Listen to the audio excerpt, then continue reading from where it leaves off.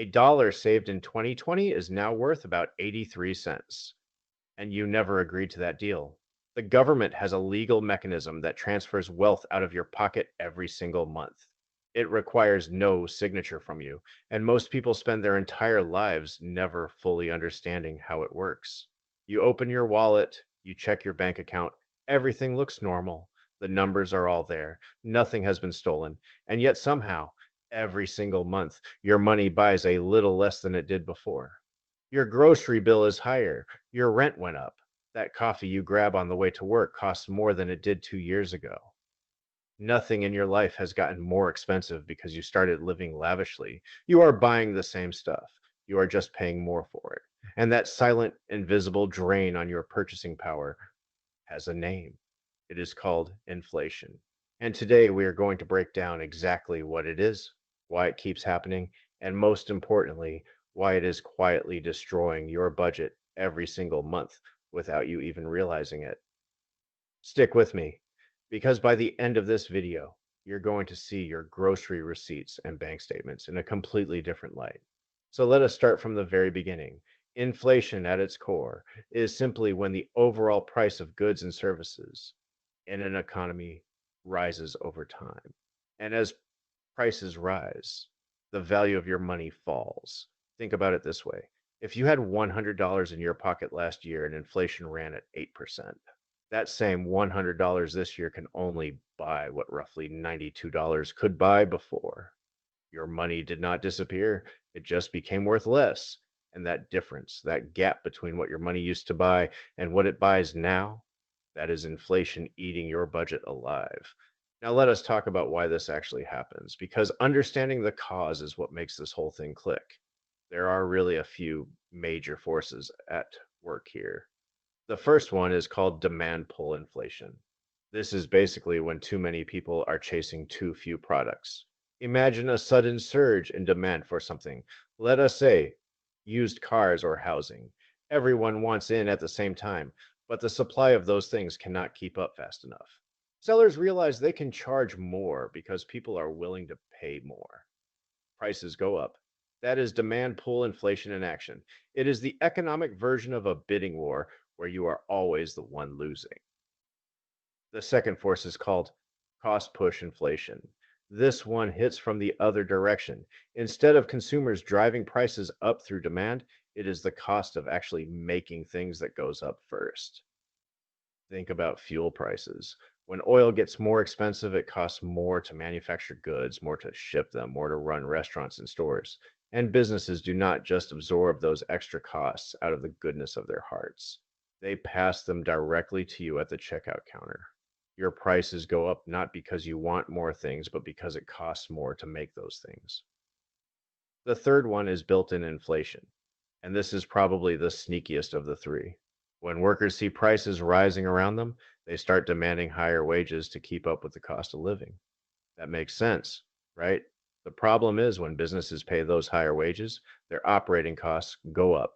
So they raise their prices to maintain profit margins, which then causes workers to ask for even higher wages. And on it goes in a self reinforcing loop that is really hard to break once it gets started. Now, here is where things get really important to understand, especially when it comes to your actual monthly budget. The way inflation is officially measured through something called the Consumer Price Index, or CPI, tracks a broad basket of goods and services. Food, housing, transportation, healthcare, entertainment all average together. But here is the thing, that average can be misleading. If the prices of essential items like food, rent, and energy spike dramatically, but the price of movie tickets stays flat, the CPI might show a moderate overall increase. Meanwhile, you are being absolutely crushed on the stuff you actually need every day. That is why so many people feel like inflation hits them harder than the official numbers suggest. Because for everyday households, the categories that matter most, housing costs, groceries, utility bills, those tend to rise faster than the overall average. So while a 3 or 4% headline inflation number might sound manageable in theory, your real lived experience of trying to cover rent and fill your fridge might feel dramatically more expensive. Have you noticed your housing costs Grocery bill and utility payments rising faster than anything else? You're not imagining it. And then there is a phenomenon called shrinkflation, which is inflation's sneaky cousin.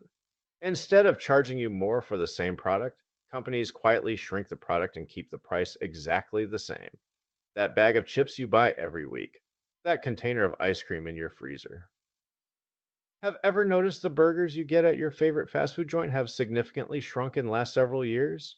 You might not notice it right away, but you are getting less for the same money. It is still inflation. It is still robbing your wallet. They just made it harder to see. And if you'd like to learn about other key concepts beyond inflation that can help you protect more of what you earn, check out this video I made. So now let us zoom out and talk about how governments and central banks respond to inflation, because this is where it directly impacts your life in another way. The main tool central banks like the Federal Reserve use to fight inflation is raising interest rates. When the Fed raises rates, borrowing money becomes more expensive. Mortgages get more costly. Credit card interest goes up. Business loans become harder to justify. The idea is to slow down spending and cool off the economy enough that prices stop rising so fast. It is like tapping the brakes on a car that is going too fast. But here is the double edged sword. Those same higher interest rates that are supposed to help you by slowing inflation also make it more expensive for you to carry any debt, buy a house, or finance a car. So inflation squeezes your budget from one side, while the very medicine being used to treat it squeezes you from the other side. And what happens to savings sitting in a regular bank account during all this? If your savings account is earning 1% interest, but inflation is running at 5%, you are actually losing 4% of your purchasing power every single year. Your balance goes up, but your real wealth goes down. That money is quietly eroding in value while it sits there looking perfectly safe. This is exactly why financial experts consistently emphasize the importance of investing as a hedge against inflation. Assets like stocks, real estate, gold, silver, and certain other investment vehicles have historically tended to grow faster than inflation over time. Leaving all your savings in a low interest account during a high inflation period is essentially volunteering to get poorer slowly. Inflation does not care that your money is sitting safely in a bank. It will chip away at it regardless. Now, some inflation is actually by design. Central banks typically target around 2% annual inflation because a small, steady rise in prices encourages people to spend and invest now rather than hold on to cash forever. Zero inflation or falling prices sound appealing, but deflation, as it is called, can be genuinely dangerous. When prices fall, people delay purchases, expecting things to get even cheaper. Businesses lose revenue, cut workers, wages fall, spending drops further. It becomes a downward spiral. So the goal is always that careful balance. Inflation controlled enough to be manageable, but not so low that the economy stagnates. The real lesson here is that inflation is not some abstract economic concept that only matters to people on Wall Street. It is happening right now, inside your grocery bags, inside your utility bills, inside every transaction you make. Every month that passes without understanding it is another month that silently works against everything you are trying to build financially. The best thing you can do is stop treating this as background noise and start taking it seriously as a factor in your everyday financial decisions. Understand what you are actually spending on. Notice where price increases are hitting hardest. Think carefully about where your savings are sitting and start educating yourself about investing in assets that can actually keep pace with or outrun inflation over time. So there you have it. Inflation isn't some distant economic headline. It's the silent thief that turned a dollar you saved in 2020 into just 83 cents today, quietly pulling wealth out of your pocket every single month without ever asking for permission. We broke down exactly how it works, the three hidden forces driving it, why the official numbers often feel way worse in your real life, the sneaky shrinkflation trick, and how the very tools used to fight inflation can actually squeeze your budget even harder. The bottom line: your savings are quietly losing value every day they sit in a low interest account, but you don't have to keep letting inflation rob you. Start noticing where it's hitting you hardest, Get smart about protecting what you earn and begin investing in assets that can actually keep pace with or beat inflation over time. Because inflation is not going to stop, it is not going away. The only question is whether you are going to keep letting it rob your budget month after month, or whether you are going to finally understand the game well enough to start playing it smarter. That choice is entirely yours. And if you want to learn how to keep more of what you make, check out this video right here. I'll see you in there.